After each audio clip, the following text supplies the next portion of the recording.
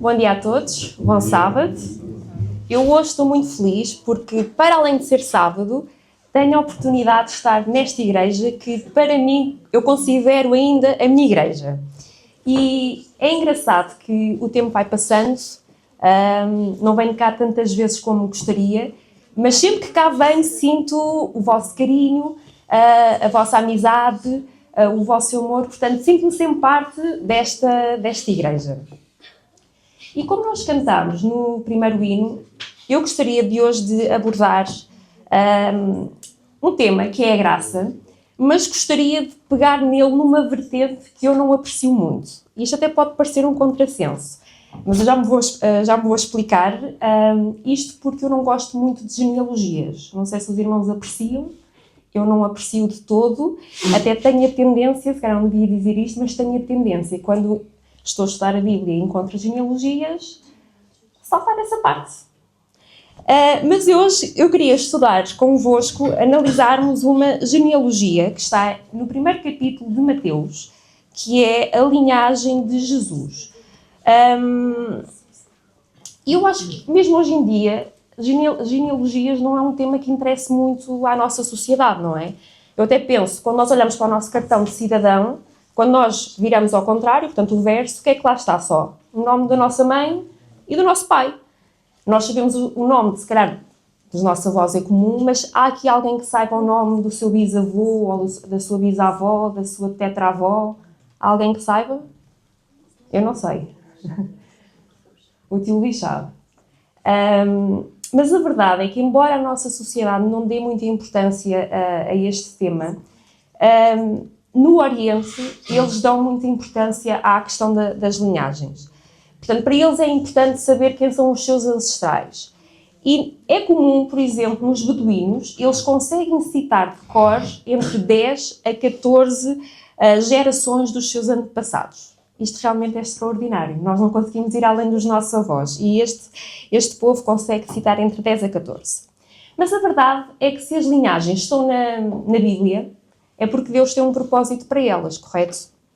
E eu hoje gostaria então de vos convidar a abrir as vossas Bíblias em Mateus, no capítulo 1, e juntos analisarmos, portanto, esta genealogia de Jesus e vamos perceber 7 surpresas que revelam a graça de Deus. Então, Mateus, capítulo 1. E vamos ler, portanto, o primeiro versículo que diz: livro da genealogia de Jesus Cristo, filho de Davi, filho de Abraão. Quando nós lemos, portanto, começamos a ler logo o primeiro versículo, nós não temos surpresa quanto aos nomes que aqui estão.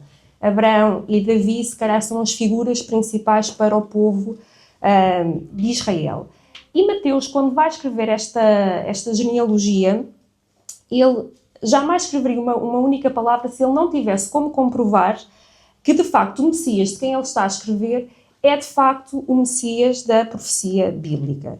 Portanto, Jesus tinha que ser o autêntico filho de Davi, filho de Abraão, e então Mateus vai provar isso através desta genealogia. E vamos ao versículo 2, que diz, podemos deixar as nossas Bíblias abertas, porque vamos ler alguns versículos. No versículo 2 diz: Abraão gerou a Isaac a Jacó, Jacó a Judá e a seus irmãos. E continuamos sem surpresas. Portanto, temos aqui os 3 patriarcas da fé, não é? Mas é interessante perceber que, embora estes 3 homens, ainda hoje, para nós, sejam uma referência, foram 3 homens que precisaram muito da graça de Deus. E vamos ao versículo 3. Judá gerou de Tamar a Peres e a Zera. Peres gerou a Esrom e Esrom a Arão. E aqui as coisas começam a ficar um bocadinho estranhas.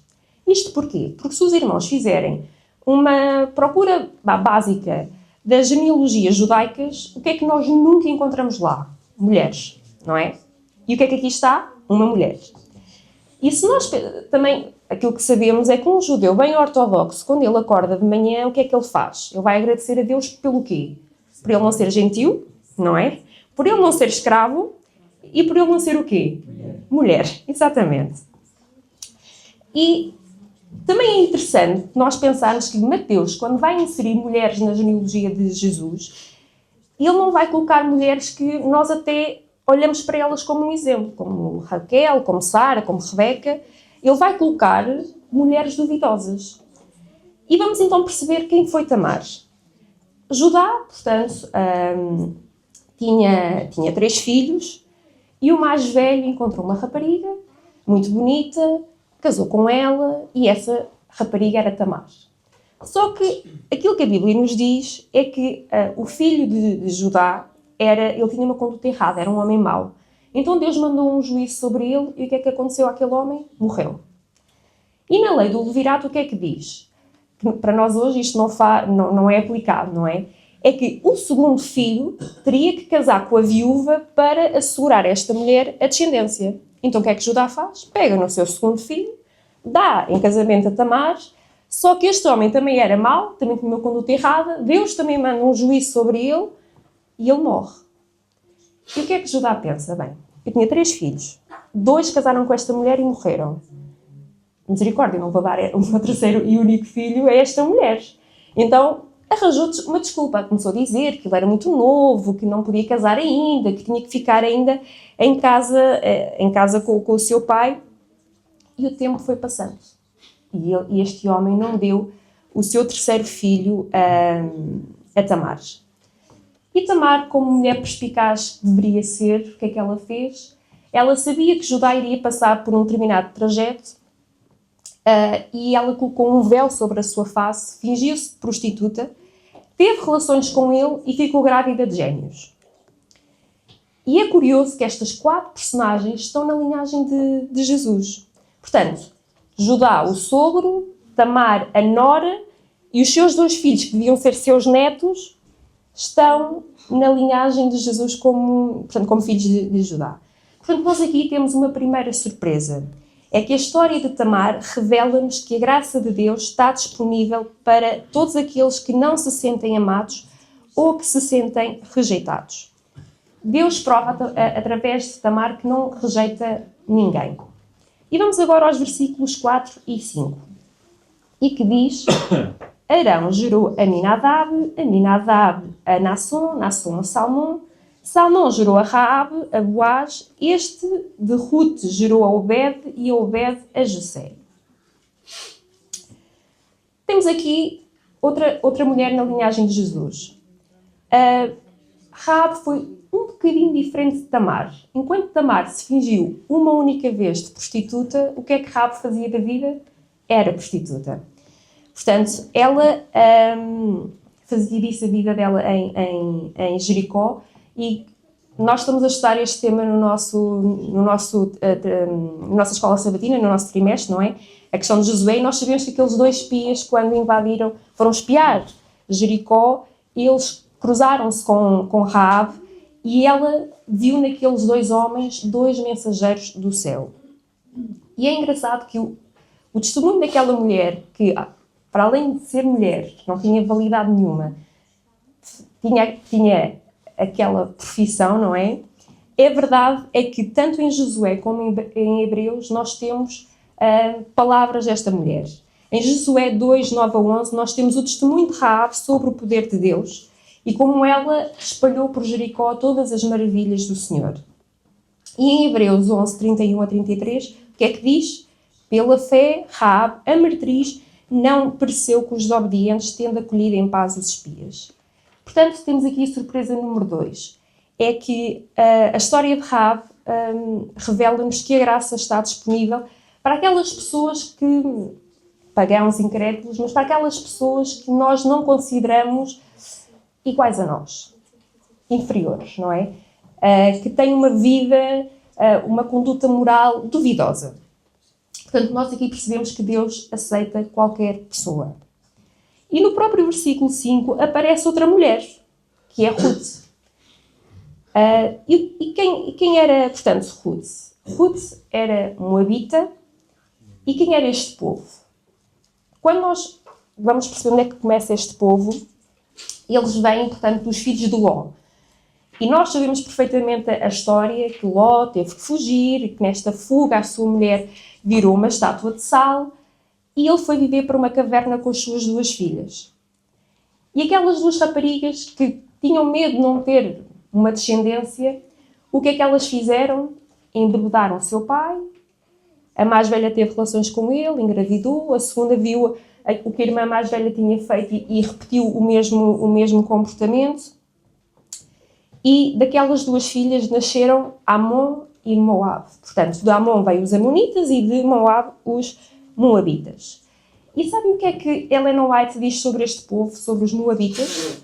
Se nós formos a Patriarcas e Profetas, na página 167 e 168, diz que a única posteridade de Ló, os Amonitas e os Moabitas, foram tribos vis e idólatras, rebeldes a Deus e inimigos do seu povo. Moral da história. Quem eram os Moabitas? Eram inimigos de Deus. E se nós andarmos para trás da nossa Bíblia, se formos a Deuteronômio 23:3, diz lá que nenhum Moabita ou Amonita entrará na Assembleia do Senhor. Então, mas quem era Ruth? Sabem o que é que isto nos revela, irmãos? É que a graça tem uma influência na nossa vida que nos leva a uma modificação. E nós, ao aceitarmos a graça de Jesus, nós somos justificados por Ele.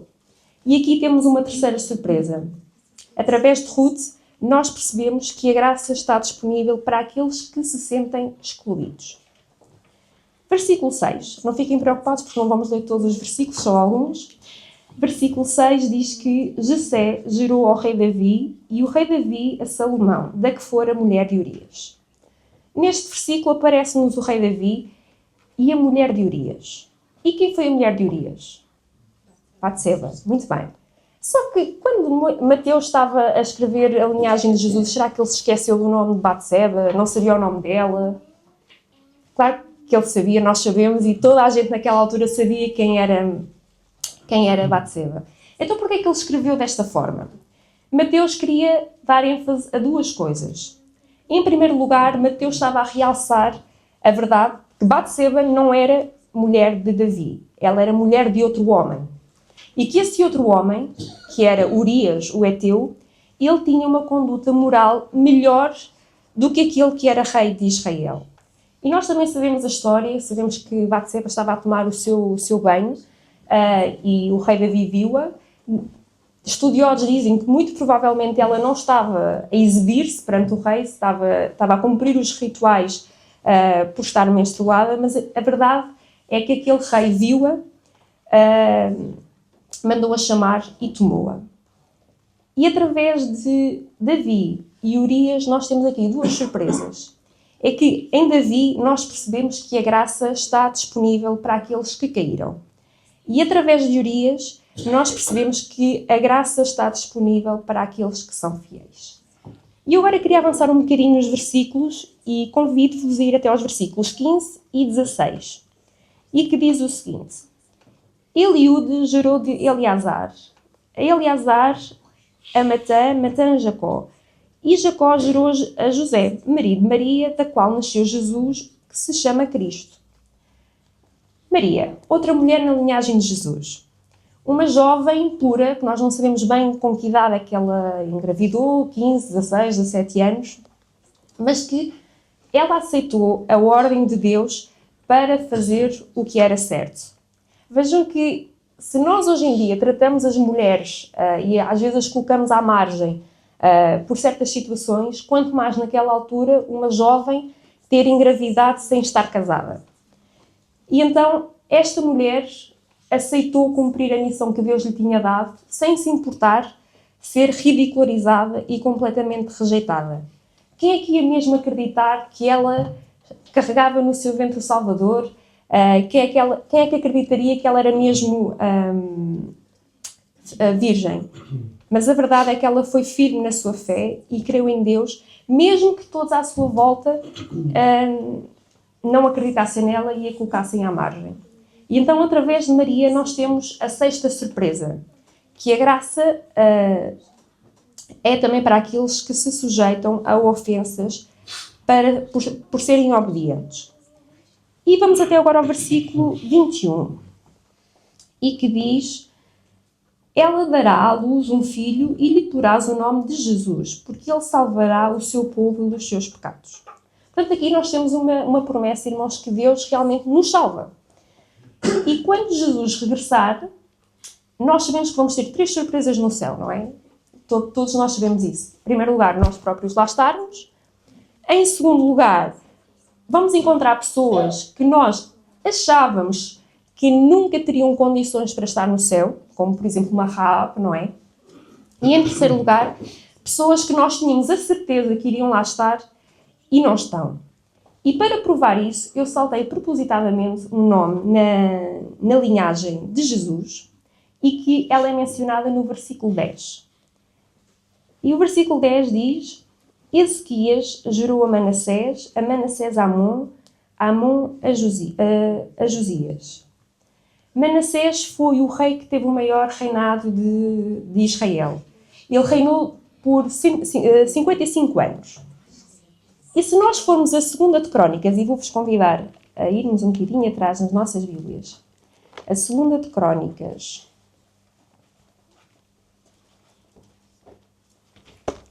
Segunda de Crónicas 33,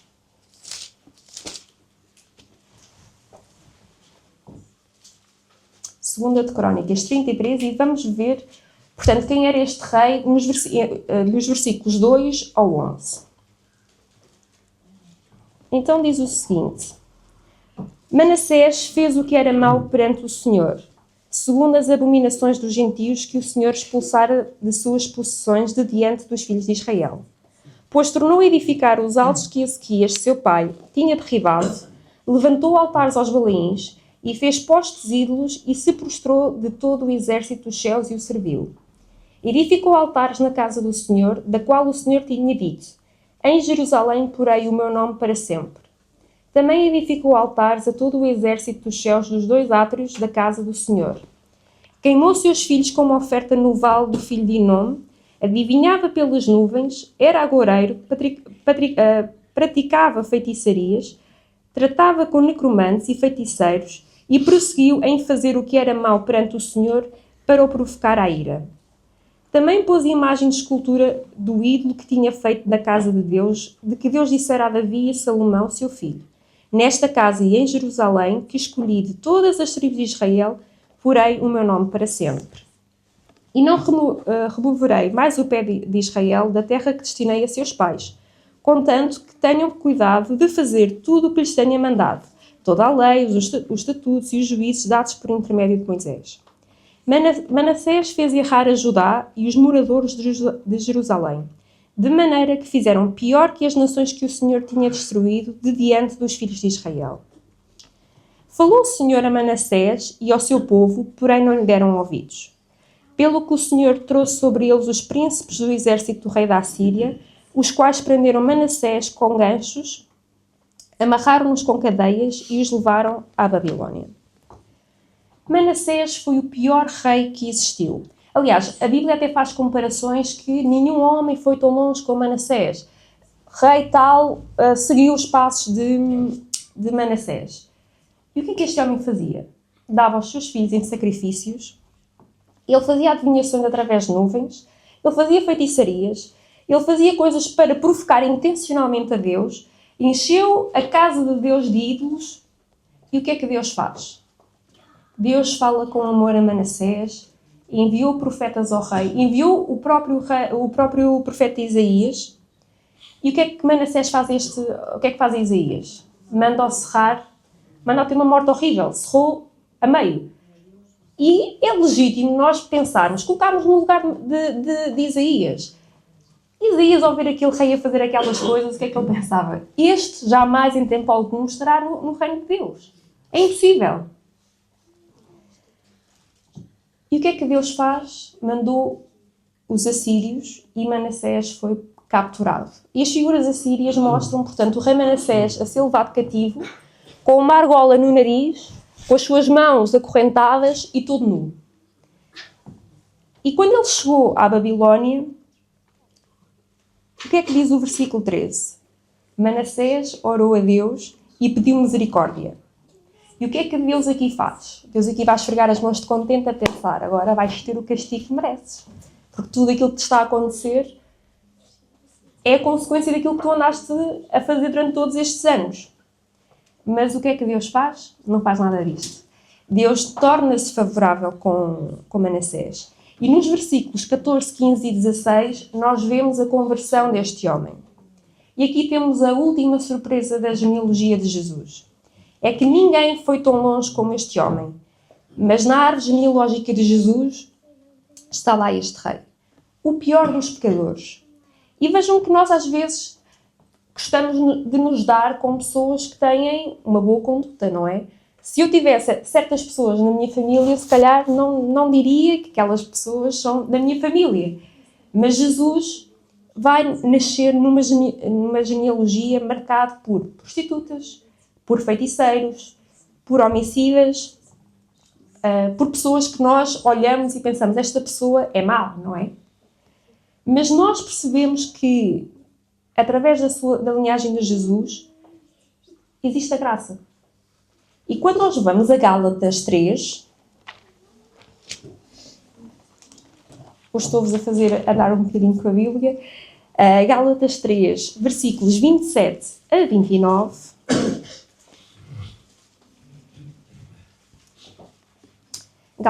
Gálatas 3, 27 a 29 diz: Porque todos, quando fostes batizados em Cristo, de Cristo vos revestiste. De sorte não pode haver judeu, nem grego, nem escravo, nem liberto, nem homem, nem mulher, porque todos vós sois um em Cristo Jesus. E se sois de Cristo, também sois descendentes de Abraão e herdeiros segundo a promessa. Portanto, irmãos, quando nós olhamos para a linhagem de Jesus, eu vejo muito mais do que uma lista de nomes. Vejo uma história de graça de Deus escrita por gerações. Nomes de reis, de pecadores, de estrangeiros, de pessoas marcadas por escândalos. Todos incluídos na linhagem do Salvador. E isso mostra-nos algo extraordinário. Esta frase até pode parecer um bocadinho clichê, mas acho que depois de estudarmos e analisarmos a linhagem de Jesus, ela encaixa-se muito bem. Que é que Deus não escolhe os perfeitos, Ele transforma os imperfeitos. Vejam que Deus acolhe estas pessoas, redime e dá um novo propósito. Aqueles erros do passado, quando são entregues a Deus, são redirecionados para cumprir os seus planos eternos. Jesus veio ao mundo por meio de uma genealogia marcada pela dor, pelo pecado, mas também pela redenção. Exatamente como a nossa história também é. E é aqui que a graça se revela. Deus usa a nossa história quebrada para fazer nascer algo novo. E então, irmãos, aquilo que eu queria hoje é que esta linhagem nos ensine a confiar no Deus que escreve histórias de salvação com vidas imperfeitas, tal e qual como as nossas. E que não vivamos presos ao passado, mas confiantes no presente da graça e na promessa de um futuro com Cristo. Obrigada.